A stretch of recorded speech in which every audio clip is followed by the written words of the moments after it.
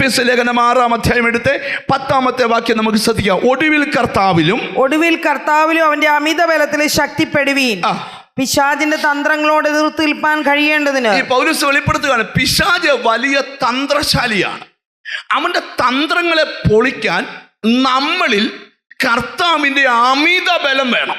എന്ന് പറഞ്ഞാൽ അളക്കാൻ വയ്യാത്ത ബലം. ഒരാമയും പറഞ്ഞാട്ടെ. ഹല്ലേലൂയ.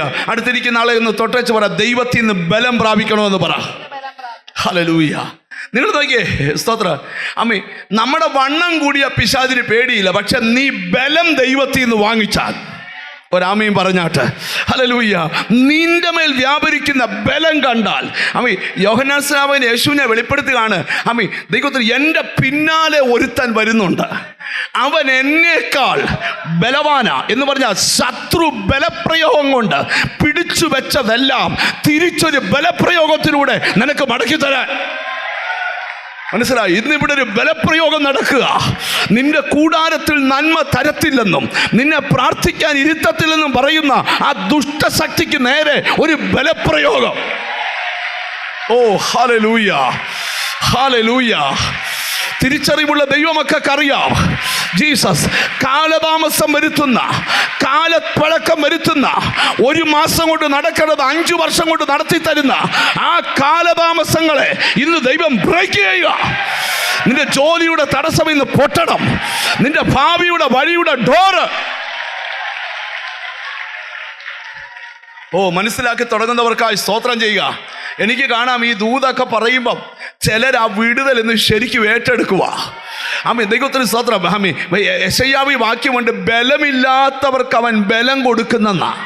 ബലമില്ലാത്തവർക്ക് എന്തുവാ? ബലമില്ലാത്തവർക്ക് അവന്, നിങ്ങൾക്കറിയാം, നീ ബലപ്പെട്ടാൽ ശത്രുവിനറിയാൻ പദ്ധതി പൊളിയുമെന്ന്. അതുകൊണ്ട് നിന്നോട് ദൂത് പറയാം, അവൻ്റെ തന്ത്രങ്ങളെ പൊളിക്കാൻ ഒടുവിൽ കർത്താവിലും അവൻ്റെ അമിതബലത്തിലും ശക്തിപ്പെടുവീൻ. ഈ പ്രസംഗം നിന്നെ ശക്തിപ്പെടുത്തട്ടെ, ഈ പ്രബോധനം നിന്നെ ശക്തിപ്പെടുത്തട്ടെ, ഈ പ്രവചനം നിന്നെ ശക്തിപ്പെടുത്തട്ടെ, ഈ അഭിഷേകം നിന്നെ.